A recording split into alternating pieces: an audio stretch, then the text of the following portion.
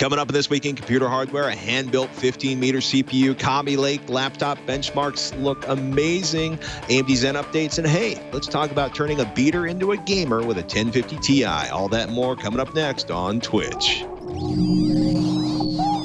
Netcasts you love. From people you trust. This is Twitch. Bandwidth for Twitch is provided by CacheFly at CACHEFLY.com. This is Twitch, This Week in Computer Hardware, episode 391, recorded December 1st, 2016. A hand-built 15-meter CPU, and Kaby Lake updates too. This episode of This Week in Computer Hardware is brought to you by the Ring Video Doorbell. With Ring, you can see and talk to anyone at your door from anywhere in the world using your smartphone. It's like caller ID for your home. Go to ring.com/Twitch and get up to $150 off a Ring of Security kit with their limited time offer. And by IT Pro TV, an easy, entertaining approach to online IT training. For a free 7-day trial and 30% off the life of your account, go to itpro.tv/Twitch and use the code TWITCH30. And now through December 31st, 2016, if you purchase a premium annual membership, you'll get an additional 3 months added to your first year. Welcome to Twitch, This Week in Computer Hardware, Twitch's weekly show that aims to bring you the most useful, most informative, most engaging, and today most peculiarly lit host, at least from California. I'm Patrick Norton. I'm the California host with the weird lighting, and you will hopefully see in just a moment Mr. Ryan Shrouts in beautiful Florence, Kentucky. Hey, man. I still don't like the way I guess the lighting looks okay. We also have this problem now where we don't have any thing covering the windows now, and we have overhead lights on, but the overhead lights aren't directly over here, so it kind of creates a good kind of ambient diffuse lighting environment. I don't know. I'm still not 100% sold on the lighting system we have set up, but whatever. It's looking a lot happier than mine, but you also don't have the giant forehead that I have. So soon. Apparently I need new powder. New powdering system for my for my forehead. Oh my goodness. Kind of a chill week in news this week, right? The Black Friday frenzy is over. We've kind of minimized the pre-Christmas hysteria for a few days. It's chill right now. I don't know how else to describe it. But there's still some fun stuff. Probably the most amusing thing to me, and I noticed you left it at the top of the rundown, so I'm going to start with it, was how do you move an exabyte fast? I don't normally look to Amazon press releases for humor, but anytime I find a press release about turning what basically amounts to a cargo container into a giant 100 petabyte storage unit that sucks down something like 350 kilowatts of power, and is illustrated, as you can see right now, with Legos, I get kind of excited. So if you're not kind of familiar with this, if you have ridiculous amounts of data, either because you are collecting ridiculous amounts of data, or you are moving a massive data center, or if you create metric tons of video, last year Amazon announced the Amazon Web Services Snowball, which are these little 80 terabyte appliances, and they had customers. Scroll up a little bit till you see that truck again. They have customers who were like, "Yeah, we have exabytes. We don't want to move it 80 terabytes at a time." So they came up with basically what amounts to a giant truck, a giant secure data truck that'll hold 100 petabytes of data. And if Ryan hasn't, if Alan hasn't read about this yet, he should be highly amused, because it will do 1 terabyte a second of data transfer if you can hook up enough 40 gigabytes per second connection to it. If you have enough data connection points to attach to the machine. Infrastructure. Yeah. If you can actually feed it a terabyte a second, it will fill the snowmobile, that giant truck, in 10 days. So to give you an idea of how big a petabyte is, and an exabyte, of course, is 1,000,000 terabytes. So and several petabytes, you may know, fit into an exabyte. These are storage problems that most of us do not have. But that's one of the things that, Intel was talking about at CES last year, was how we are accruing ridiculous amounts of data. And if you're a hospital or a factory, or if you are, gathering all of the data from a whole bunch of autonomous vehicles or something, or if you're Amazon, or if you're, who's that company? Google, like with YouTube, you have storage issues that are just completely incomprehensible, or would have been completely incomprehensible a couple of years ago. So, a petabyte, by the way, is an exabyte is 1,000 petabytes, or 1,000,000 terabytes. That's a lot of stuff. It was interesting that you put this in here, because I actually was having a conversation about this same feature this morning, and it's essentially the enterprise variant of send us your hard drive and we'll make sure everything's backed up, right? Yeah. But generally speaking, only this is we'll send you a semi truck and you fill it up with data, and then we take it away. It's pretty crazy. Pretty cool. They track it via satellite, or they track it via satellite, or really, right? Because imagine if all of the corporate data is in this truck. So, they can track it, they can do security escorts for it. It's a tamper-resistant shipping container. Quote, multiple layers of logical and physical protection, including chain of custody tracking and video surveillance. Your data is encrypted with your AWS key management service before it's written. GPS tracking with cellular or satellite connectivity back to Amazon Web Services. They arrange for security vehicle escort when it's in transit. Can you imagine, like, hijacking your data? It would take on an entirely new level of insanity if someone would manage to take your snowmobile. So if you got to move an exabyte, pretty neat. Just 10 trips with a snowmobile. Just which is a great name too, by the way. It's 100 days of data transfer. Oh my goodness. Kaby Lake notebook performance. How is the new? Is it? It's been interesting because people have been getting really frustrated. Like, it's only 10% faster. Where are the big jumps I used to get from processors? And right.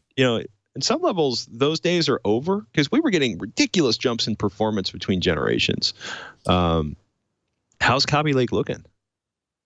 It's I would say, as the title kind of hints, surprisingly large jump over what Skylake was compared to what I was expecting, right? So at IDF in August, Intel talks about Kaby Lake. They say, look, very clearly, there's no IPC improvements. There's no change in the architecture itself from Skylake to Kaby Lake, but we, using tweaked process technology, are able to increase the frequencies, and that's where you get your performance deltas at. And also, there are some hardware decode acceleration units added into the processor that don't improve general computing, but for specific tasks like decoding HEVC 10-bit 4K video, for example. In Skylake and all previous generations, that had to be done on the CPU in software, and now it has there's a dedicated portion of the media block on the GPU side that handles that, and so the differences are pretty substantial there. I looked at two different HP notebooks, HP Spectres. The one you see there is the new one, the Spectre X360, that has the Kaby Lake processor in there, and just some pictures so you can get a general idea. But it's not a review of the notebook itself. It's got their new logo. It's got what I call now a modern input design, where there's one USB Type A port and two USB Type C ports. Two Thunderbolt ports that way.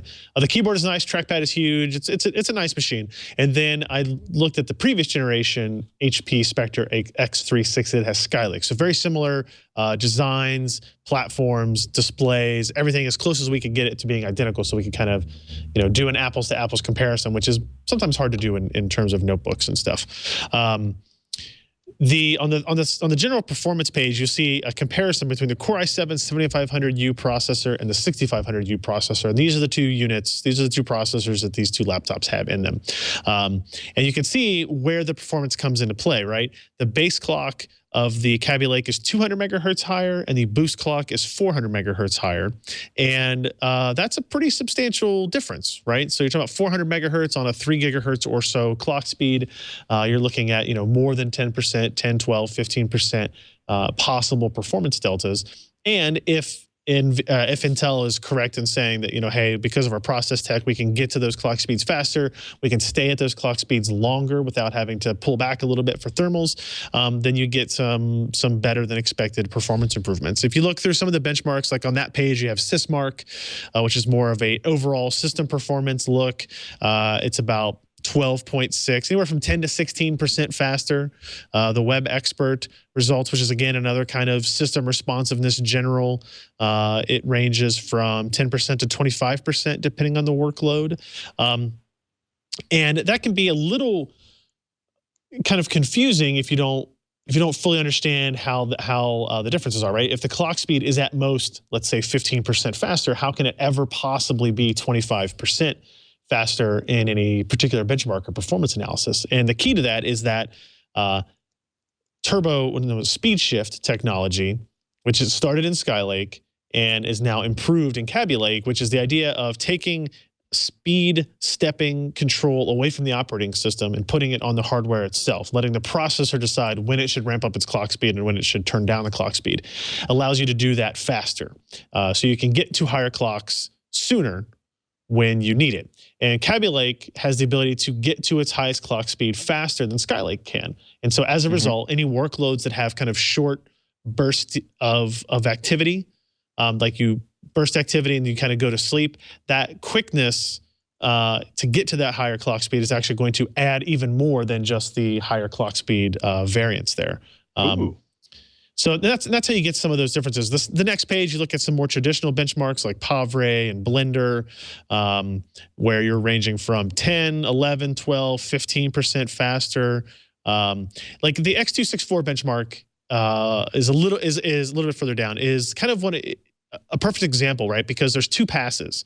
Pass 1 is actually 21% faster on Kaby Lake, but Pass 2 is only 10% faster than Skylake. And that is because of how those different workloads are actually operating on the CPU. Pass 1 is doing more kind of succinct staccato burst workloads to get its part done. And then Pass 2 is doing a longer sustained batch of work. And so the difference is more along the lines of the total clock speed capability differences there. And then there's some gaming differences from the same benefit that you get for new process tech on the CPU side, you get on the GPU side. Again, these aren't you're playing Rocket League at 720p, you're playing Overwatch at 720p, you're not doing 1080p gaming, you're not playing Battlefield 1 at medium settings or anything like that. These are integrated graphics results, I guess I would say. It's good that they're better, but they're not great in terms of, you don't have to, buy discrete GPUs for gaming. That next page that looks at speed shift, if you go down to the last graph on the page that has a blue and a red line in it, this demonstrates what I was trying to say the first time, right? So this is a tool that helps us measure clock speed instantaneously. And so you can see like at about 4.8 milliseconds, both Skylake and Kaby Lake increase their clock speeds dramatically. Before speed shift, if you look at the graph above, it takes significantly longer. But what's important here is that on the Skylake machine, the red line, it jumps up to about 2.7, 2.8 or so, and then it takes, another 10, 15 milliseconds before it actually jumps all the way up to its 3.1 clock speed. Whereas on Kaby Lake, that's not the case. It kind of goes right to 3.5 and stays there. And that's kind of how you get your better than just clock speed performance improvements. Battery life is really good. These machines only had a 3% difference in their actual size of the battery. But I got a 22% longer battery life in our web test, our browsing test with Kaby Lake system. So it's like 2 hours longer with it, which is pretty impressive. Now, I can't say for 100% certain that it is only because of the processor variance there, right? Because it's not the exact same panel, but it is a 1080p IPS LED backlit screen. Like as much of it is the same as could possibly be. And then also on that page, you'll see the HEVC, otherwise known as H.265 decode performance. The red line representing Skylake shows CPU utilization to decode a 4K 24 hertz 20 megabits per second, 4K, H.265 file. You're using almost 50% of your CPU while watching that file, whereas with the hardware decoder in Kaby Lake, that's under 10%. So obviously that's going to make a huge difference in terms of your battery life if you're watching video, that type of video. Heat levels, noise levels, all that stuff gets kind of shuffled into that. So I came away way more impressed with this comparison than I expected it to be. For the mobile side of things, the ability to get to higher clock speeds quicker, within thermal limits, within power and voltage limits on these platforms is pretty impressive, and it makes for, I think, a more significant upgrade than expected, I guess. Not necessarily the same for desktop, but for mobile, it seems to make a lot of sense, right? Like, I want to keep that HP Spectre 360 Kaby Lake now. And it makes me like, hey, if I really wanted the Dell XPS 13 or XPS 15, is it worth waiting for Kaby Lake? Would I rather, when the Kaby Lakes start shipping, it'll be $100 or $200 off for the Skylake version? Am I willing to trade that difference for what I know the performance and battery life performance differences will be? I probably would lean towards Kaby Lake. How much extra battery life was that? How much extra battery life was that? 2 hours on this one. Yeah, I'll trade $100 for 2 hours. $100 for 2 hours over and over again. Absolutely. Yeah. For sure. That sounds really rude when you say it that way, Ryan. What'd you think of the HP Spectre 13? Because on Teching this week, we had a viewer who's so frustrated with the new MacBook Pro, he's thinking about going back to Windows, which he hasn't run since literally Windows 95. And there's a short list of laptops, the Dell XPS 13, Lenovo's ThinkPad X1 Carbon, the HP Spectre X360, Microsoft Surface Pro 4. There's not a lot of 16 gigabyte laptops if you're not looking for a giant sort of workstation or gaming system. What did you think overall of the fit and finish on the Spectre? I actually really, really, really liked it. I think the build quality is great. The screen is amazing.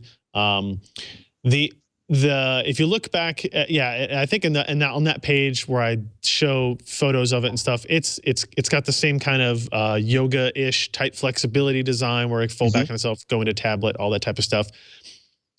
The only reason I would be hesitant to buy this machine is because of its dependence on USB 3.1 / Thunderbolt / USB Type-C, right? Last year's model had, if you scroll down a little bit more and look at last year's model on its connectivity, you had a full-size HDMI, you had 3 USB Type-A, you had a mini display port, you had a SD card reader. And on the new one, the Kaby Lake one, you only get USB Type-A, 1 and 2 Thunderbolt ports. No SD card, no, HDMI out. So you're going to have to go with, you're getting into the dongle world of the Apple at that point as well, which is a little bit disappointing. And I say that as I look at my Broadwell-based XPS 13 has 2 USB ports, a mini display port, and an SD card reader. So still no HDMI and 1 less USB port than I would like to see. But until we get the different, like I guess the Thunderbolt ecosystem or USB 3.1 or USB Type-C ecosystem really ramped up, I think that's going to be a headache for the foreseeable future if you buy into that on the early side. There seems to be a lot of compatibility issues. Okay. Oh, really? Yeah, no, there seems to be, there seems to be a lot of frustration and compatibility issues with USB-C. There's very little USB 3.1. It's been interesting to watch. Like my friends who run Linux are buying USB-C adapters because they want to do external docking, and then can't get drivers for the Linux support, which is kind of typical for Linux, but also on Windows and OS 10. I mean, the outroar from Apple with basically the denuding the ports off of the MacBook Pro. They ended up reducing the prices on the adapters. Everybody was so frustrated, but it's an interesting transition because I've got a lot of USB 3.0 in my life, but I'm looking at this and I'm using 2 USB 2.0, an external USB C adapter to connect Ethernet, which is also my HDMI output on this. I'm getting a little over the let's make it thinner and let's reduce the number of holes in the side of the case thing. Right. I feel I'm just not. I'm not embracing. I'm having difficulties embracing that particular suck. So I get it. I don't know.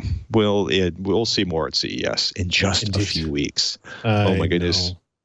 It's going to be fun. We're going to do a hangout on Friday night. You should go. It'll be at the Atomic Bar. You'll love it. Okay. And I guarantee nobody's going to prevent you from being there because you work for a vendor. I'm just saying. I appreciate it. Leaked Kaby Lake sample found in overclock. Scott Michaud wrote this up at PCPer.com. Someone who wasn't Intel, Scott writes, seeded Tom's hardware with an Intel Core i7 7700K, which is exactly 1,000 better than my 6700K, which is expected for release in the new year. This is the top end of the mainstream SKUs, bringing 4 cores, 8 threads to 4.2 gigahertz base, 4.5 gigahertz boost. Using a motherboard built in the Z170 chipset, they were able to clock the CPU up to 4.8 gigahertz, which is a little over 4% higher than the Skylake-based Core i7 6700K maximum overclock on the same board, which is the chip I am using in one of my desktops right now.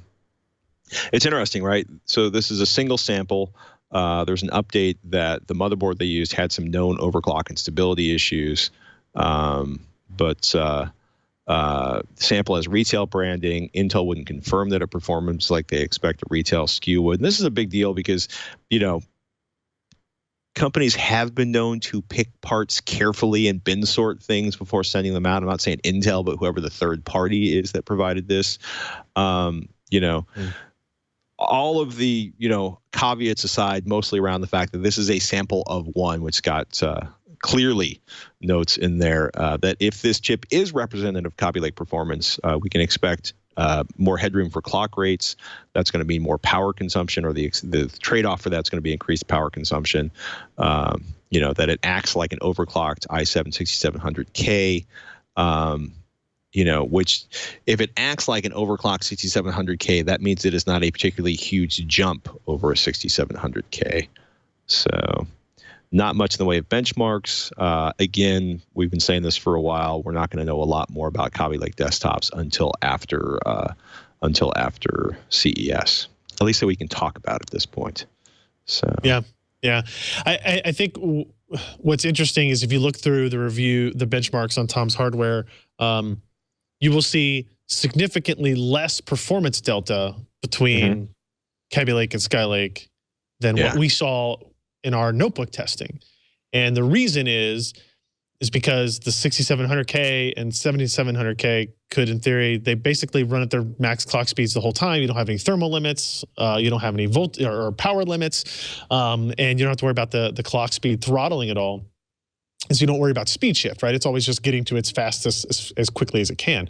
And so because of that, I think the general performance benefit of the 7700K will be minimal compared to what we were seeing in the mobile side. I think. Again, I don't have any parts in my hand yet, so I can't say for sure. There you have it, ladies and gentlemen. We know some things, but we don't know much at this point because, hey, it hasn't been released yet.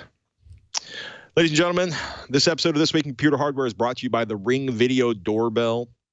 Over 23 million Americans had packages stolen from their home last year. The Ring Video Doorbell has been proven to stop burglaries before they happen by allowing you to see and speak to anyone approaching your door using your smartphone. Ladies and gentlemen, Mr. Ryan Shrout has two Ring doorbells and uses them, one at home, one at the office. And now Ring is using their advanced motion detection technology to protect your entire property and peace of mind this holiday season with a ring of security kits.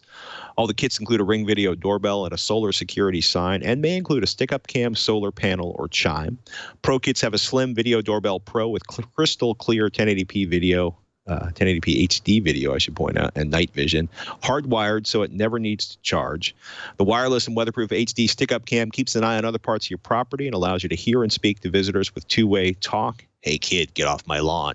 Plug the chime into any standard power outlet to know when you have a visitor, even if your phone is in another room. And the illuminated solar security sign deters intruder before they get to the door because they know they're being watched. The Ring Video Doorbell and Stick-Up Cam install in just minutes. Working together, they provide 24/7 monitoring of your entire home, whether you're in the living room or thousands of miles away.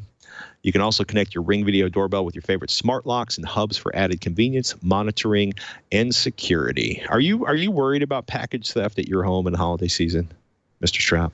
Always. I mean, especially when you're buying all that stuff on Amazon and they leave it on the front doorstep. Yeah, the elevated front doorstep on my house, which makes it really obvious when a package is sitting there waiting to be absconded with. Oh my goodness! And you're still? Do you have your Ring Video Doorbell mounted on the new Office yet? I do, yes. And thanks to its ability to use a battery as opposed to requiring hardwired power, installation was pretty easy, and I could kind of put it wherever I wanted it to be, which is nice. There you have it, people. Join the millions of homeowners who protect their home with Ring. For a limited time this week in Computer Hardware, listeners can get up to $150 off one of the Ring of Security kits. Go to ring.com/Twitch. That's ring.com/Twitch. And get your house monitored, people. Good stuff. All right. Zen info is leaking. That just sounds so ominous. 4 SKUs are rumored to exist. Another write-up by Scott up on PC Per. Guru 3D got a hold of a product list. Zen SR3, 65-watt quad-core, 8 threads, $150 US. Zen SR5, 9 to 5 watts, hexa-core, 12 threads, $250 US. The Zen SR7, 95 watts, octa-core, 16 threads, $350 US. The special Zen SR7, 95 watts, octa-core, 16 threads, $500 USD. None of these are supposed to contain integrated graphics like you would see on the current FX line. Benchmarks for Cinebench are 15 on there. Mm-hmm. Anything particularly noticeable about the performance on those? Or, I mean, I think only that they are competitive with the Broadwell E and Haswell E competition, I guess. Uh-huh. What's important to note about that is fully multi-threaded score, right? The scores you see there, like the scores that are known from Cinebench R15, and those seem to be accurate. The Haswell E, Broadwell E scores, and then the scores that are for these potential Summit Ridge AMD Zen scores are, estimates or whatever, ranges, perhaps, are in line with that. So what it kind of tells you is that if these rumors turn out to be accurate, which we have no idea, then it's competitive in multi-threaded situations, which would be good. What we don't know then is where they are in single-threaded performance, I guess, right? So pricing-wise, if the pricing turns out to be true, they're keeping it at 500, 350, 250, and 150 for the 4 different parts listed. I would tend to believe that AMD wouldn't be undercharging that dramatically if they were competitive with the $1,000 SKUs from Intel. So it may be that maybe it turns out the single-threaded performance is slightly lower than Skylake or Kaby Lake, I guess, whenever that comes out as well. And as a result, AMD kind of tweaks the pricings to kind of make up for that in some way. The important part here for AMD is that the processor doesn't have to win everything. It doesn't have to be the fastest CPU in the segment. It just needs to be competitive, right? It just needs to be there and be available and be competitive and be new, right? The problem with AMD is all their processors are old. All their platforms and motherboards are old and outdated and lack features and lack capabilities that Intel gets by, one of the benefits of forcing the motherboard vendor to make a new motherboard every year for a new chipset, even if it's maybe not necessarily a requirement of the technology, is that every year those iterations add new features. You get higher M.2 SSD performance. You get more ports. You get more USB 3.1.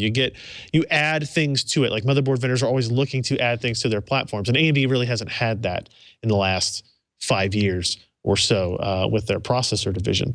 So it's exciting to see that will be the case. I am hesitant to put a whole lot of weight behind these pricing or performance numbers, or even the clock speeds behind it, because it's very common for processor vendors to, send parts out to OEMs and to, board developers to try to get them to, build products based on it. What am I thinking of? Testing and validating the platforms, but then come out with a higher clock speed bin kind of at the last minute because they were holding that back because of we just talked about a leaked Kaby Lake processor that Tom's Hardware got a hold of and did a review on. So it wouldn't surprise me if the clock speeds are a little bit higher, and then if the prices are a little bit higher to show that competitive capability that AMD might have, right? So I'm holding out hope that Zen is as good as AMD is saying, and what I don't want is overzealous community and people who are just like making up numbers somehow damaging it by setting unreasonable expectations either at the low end or the high end for what this is. But I would love it. I would love to see if you could get an 8-core 16-thread processor for $350 and have it be really competitive with, going against 6-core and 8-core processors from Intel. That's going to be amazing because that's the price of a 6700K today, right? So, yeah, no, that would be very nice. I would find that acceptable. That's a good way to put it. I would find it acceptable as well. And AMD would probably be delighted, and sales would probably go through the roof. Yeah, these are all good things. An upgrade story 2, using the GTX 1050 Ti to convert an OEM PC to a gaming PC. We've talked about this for a long time. There's nothing sadder than the 3D GPU performance, or the 3D performance from the GPU built into a processor. And most of the time, people want to upgrade that performance, spending the least amount of money possible. For a while, the 750 Ti was the card to do that with if you wanted to minimize the amount of money you were spending. Now the card of choice is the 1050 Ti, or is it, ladies and gentlemen, Mr. Ryan Shrout? Yeah, I think it is. And truth be told, like the GTX 1050 and 1050 Ti are fantastic cards for this. The Radeon RX 460 is probably a pretty good card for this as well. But what I wanted to do was, like, I actually went out those two systems. Like, I went to Best Buy, right before Thanksgiving, and I bought those two machines off the shelf, and it was actually interesting, right? So I brought those back and I was doing the testing. And I was showing Alan some of the data, and he said that. He kind of was like, oh, well, I thought integrated graphics had gotten better since, whenever, right? And when you look at some of those benchmarks running 1080p at the lowest possible image quality settings on some of these games like Dirt Rally, you see that's actually, as it turns out, that's not the case. Like, the value of an additional add-in discrete graphics card, even at $130, is substantial.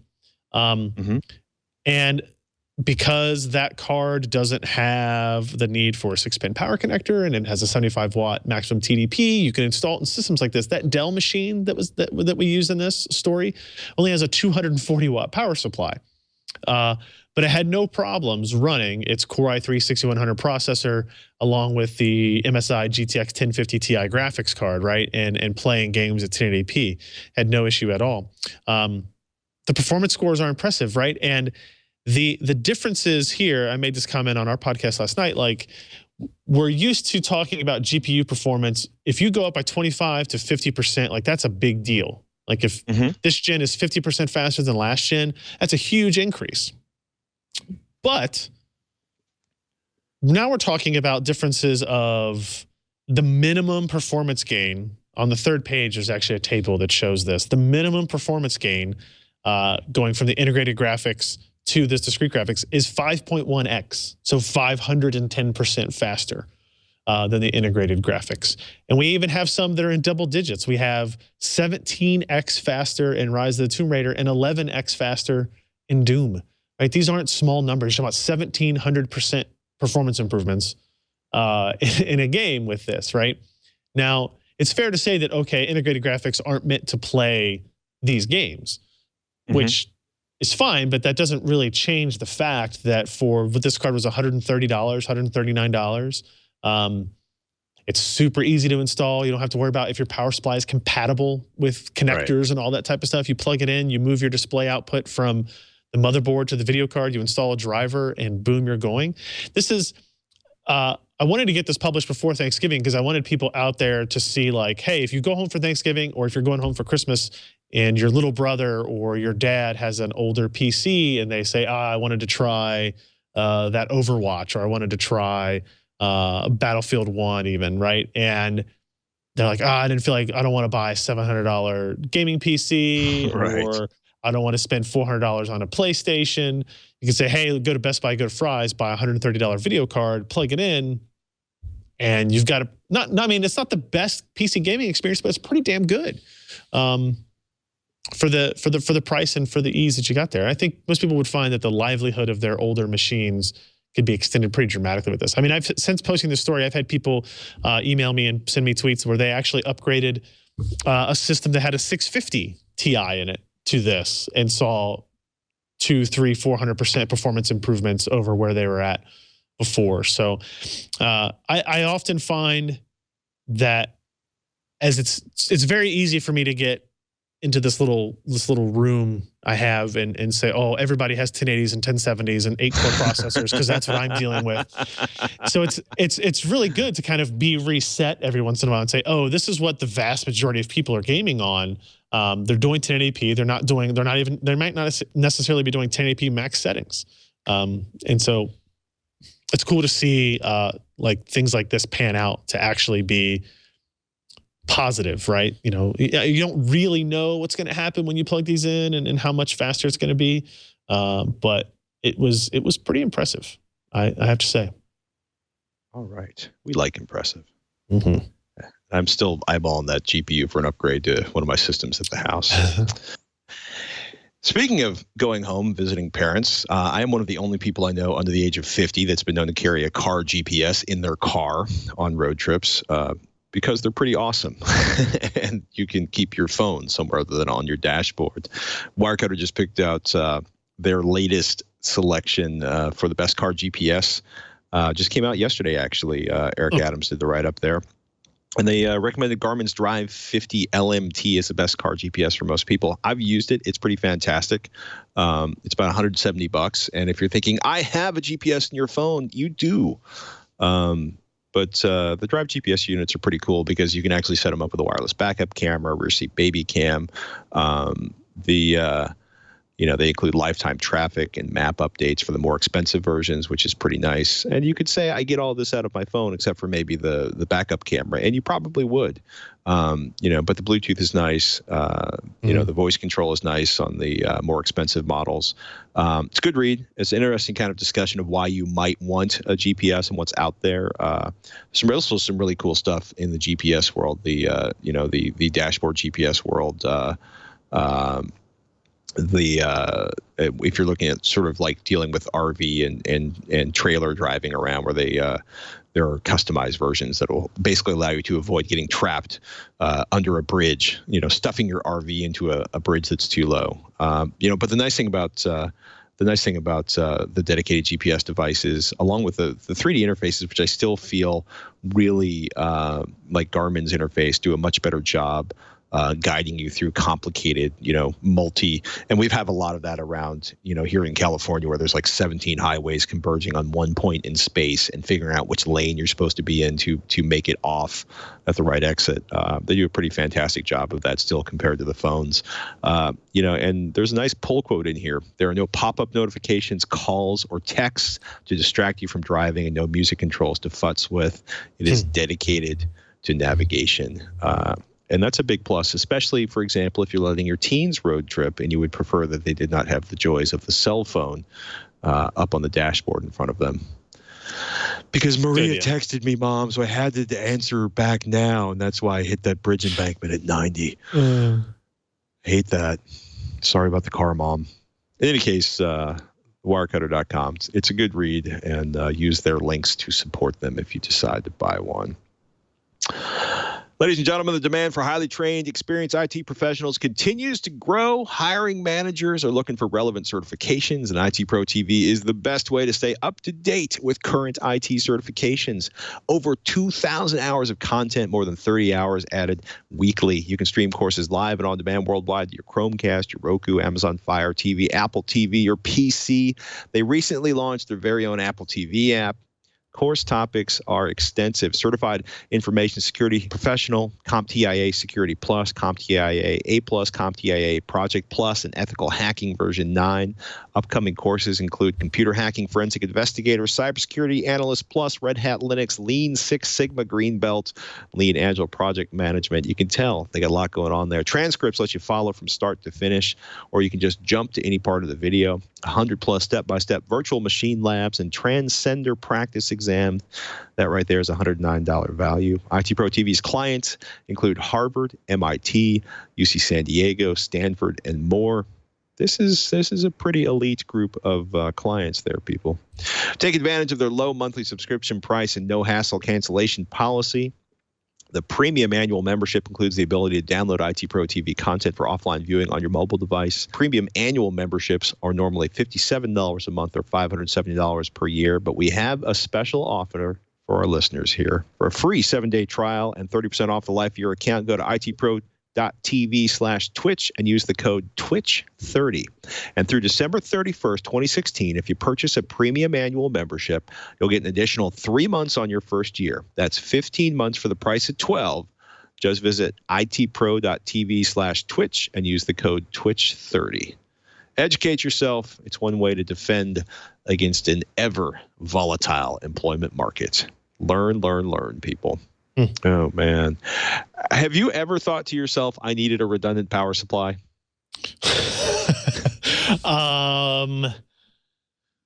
Probably not, honestly. But I mean, I guess I'm not hosting mission critical stuff here either. Right. Right. So I don't know. Have you? I had really not thought about it. I haven't had a power supply go out in probably 8 or 10 years at this point. Mm-hmm. But if you are thinking to yourself, I need, as Jeremy Hellstrom writes on PC Per, my Plex servers to never go down. It's got to be up 24/7 so I can always watch my TV shows on the road. FSP Group has a solution they call the Twins. It's a pair of 500-watt PSUs and a casing that will fit in most cases. The width and height are the same as a normal ATX PSU. 190 millimeters long. That could be an issue depending on how big your case is. But basically, you fit two 500-watt power supply units into a single ATX power supply slot. Apparently, and a 700-watt unit is on the way. 80+ Gold certified, come with a USB header connection that allows you to use the FSP Guardian software so you can monitor real-time power input, power output efficiency, and save the specs on that data for up to 30 days. 6+2 PCIe connectors, half dozen SATA connectors. So this is non-modular wiring. 5-year warranty, $399 or $499, depending on which model you purchase. So nice. Not tested yet, but $399 for the. Oops, sorry. I was just going to say, is it? Alan brought up last night that one of the benefits there would be if you plug one power supply into a different circuit than the other, right? So that way, if you are apt to have one circuit breaker go down or something like that, and you have plugs that you could utilize that for, that maybe it might be useful for that, even for a consumer. Okay. But yeah, I don't know. I like the idea though. If one module fails, the other automatically takes over as a clean fail-safe. So if you have power concerns, maybe you could plug one into a giant battery or your generator system, or both. Yeah, you could do that. Absolutely. I'm just thinking about all the strange sort of paranoid scenarios I could do with this with a FreeNAS box or something. The data must be polished, people, 24/7. This will not, however, help you if you have a complete and total power loss to your home. Correct. Unless that generator is what we're attached to here. Yeah. My one experience being in a building that had a fail-safe diesel generator in case the power went out, because it was where master control ops were run for Tech TV was that the generator, the fail-safe automatic generator, was not safe, did fail, and did not automatically turn on. So that kind of defeats the purpose. Yeah. I have higher hopes for SFP's the twins. I think they can do it. Nice. Oh man. Hopefully Robo will do a review of those. What is going on with is this a 15-meter die handmade CPU? This is really yes. Do we need to slap a bird on this? Probably. So this is a project built by just a computer science geek called the Mega Processor. It is a working CPU blown up in size to allow you to walk in to the processor and watch how data is physically processed by your own eyes.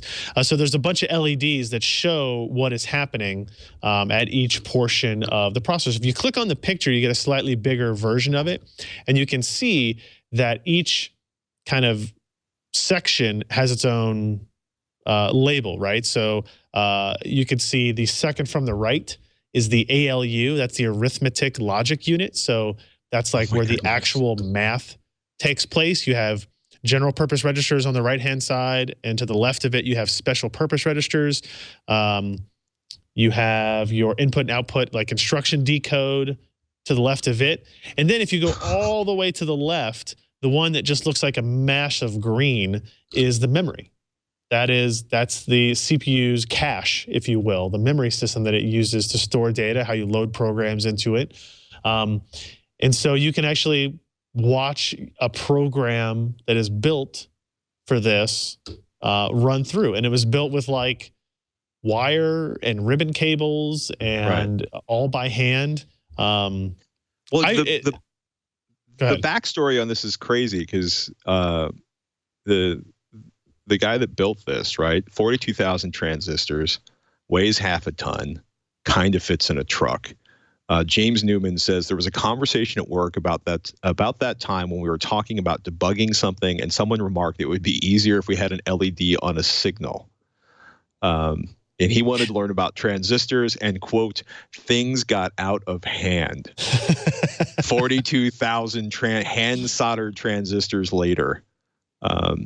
His ultimate goal, other than the pure satisfaction of building the thing and getting it running, as the Register reported in June, was to show the public how computers work by blowing the CPU up to a human viewable scale. Crazy. Excuse me, 42,300 transistors, 10,548 LEDs, all hand soldered into place. And the LEDs visually trace the path of data through the giant processor. This is so cool. It's really, really cool. It's apparently now at the Center for Computing History in Cambridge. And I would love to go and see it, right? And this is the kind of thing that if you're a computer science or an electrical engineering major, like watching how this occurs is like super educational. It's not just neat. Like this is how they would teach you how to do these types of things. Mm-hmm. It's pretty impressive. Runs at 25 kilohertz. 25 kilohertz. So there you go. I just think this is, charming and delightful. I do too. I think it's great. This is feral nerdery at its finest, people. And with that, ladies and gentlemen, we invite you to tweet at Patrick Norton or at Ryan Shrout to kick us with your late holiday season purchasing questions. If you're curious about what's coming up at CES, if you're curious about, can I buy this? Should I wait? Obviously, we have some mixed feelings about whether or not you should wait for Kaby Lake desktops, and you should definitely wait for Kaby Lake laptops. 1050 Ti's for the win. But there's so much else out there, and we will be doing our best to cover it. Ryan will even be, yes, ladies and gentlemen, once again at CES against his will, weeping the entire flight out. But we still look forward. I look forward to seeing him there for our annual reunion. And with that, ladies and gentlemen, and we will be doing, for the first time in forever, we will be doing an episode of TWiCH from CES the week of CES. This is exciting. You hear the excitement in Ryan's facial expression. Utter silence on the microphone. I just know how scheduling and traffic and all. We'll see. I'm trying desperately. Like I'm making all my meetings now, and I'm like, okay, before that time, I cannot leave the convention floor. Like I have to be there, otherwise I'll never make it there. So we'll do it. We'll get you. We got it. It'll be okay, Ryan. Yeah. And with that, ladies and gentlemen, twit.tv/TWiCH is the place to find all the information and all of our older episodes on This Week in Computer Hardware, all of the links. And, of course, you can find more of Ryan Shroud at PCPer.com. You can find me at TechThing.com. And we hope you come check us out. And we hope you come along for the ride next week on This Week in Computer Hardware. With that, I'm Patrick Norton. I'm Ryan Shroud. We'll talk to you soon.